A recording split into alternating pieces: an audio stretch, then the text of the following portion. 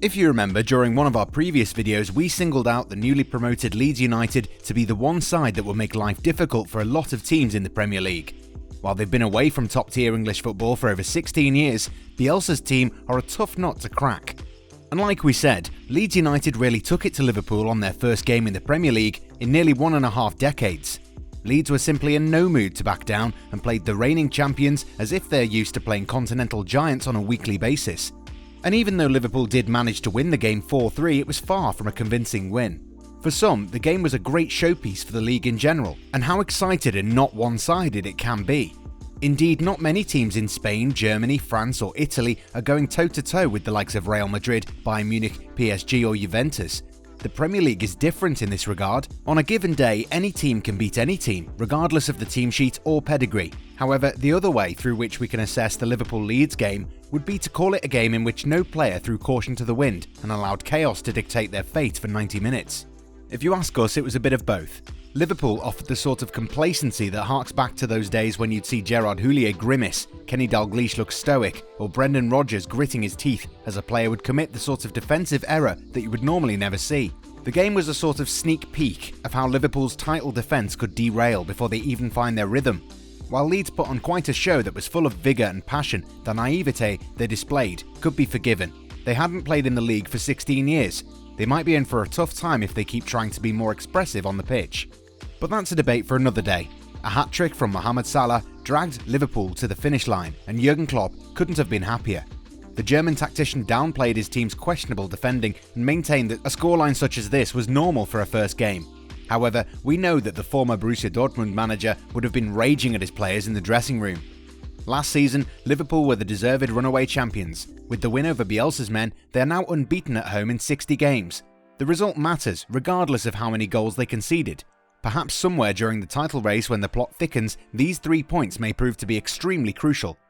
The Reds were clearly given a run for their money by a team that boasts quite a lot of players who are playing in the Premier League for the first time in their careers. Jack Harrison was on fire and made life miserable for Trent Alexander-Arnold, with the Liverpool fullback easily getting beaten by the young winger to scoring the away side's first equaliser of the game. Last season when Liverpool were flying high, nobody spoke much about Alexander-Arnold's defensive game, and it's clear that the youngster has some work to do in this area. The youngster ended up diverting the ball into his own net, but luckily it was ruled out for an offside. However, it wasn't just the young Englishman who was having a torrid time.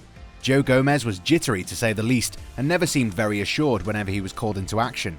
For over a year we've been saying, listening and admitting that Virgil van Dijk is by far the best defender in the world. Indeed, the Dutchman's dominant displays prove that.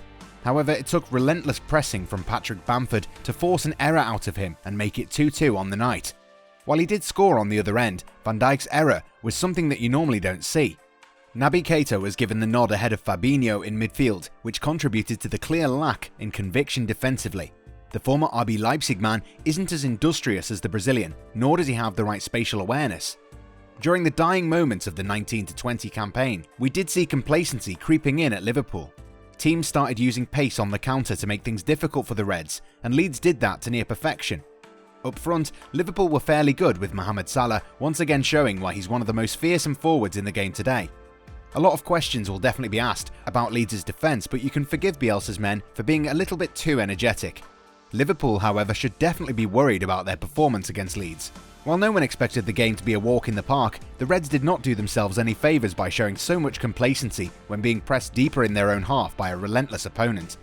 They're definitely not going to come up against a team like Leeds, but Bielsa's pretty much handed the rest of the league a nice little blueprint to make things difficult for the Reds.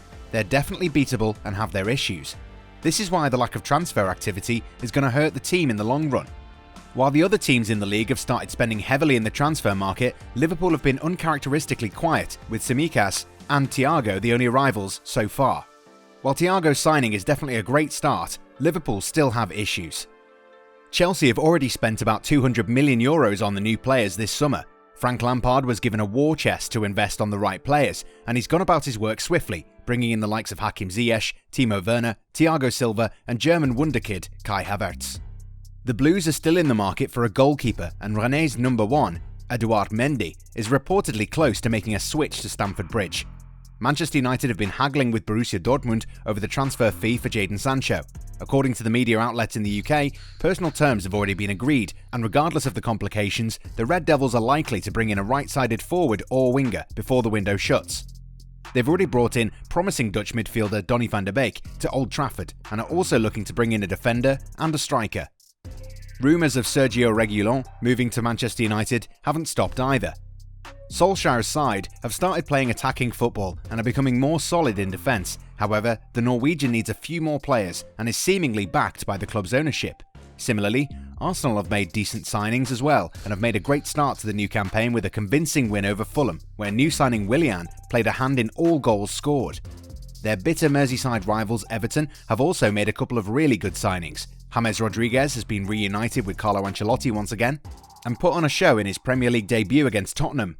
The Colombian is going to be crucial to the Toffees' ambition this season. Alain's arrival has also strengthened the team's midfield, with the Brazilian providing grit and solidarity while playing as a pivot.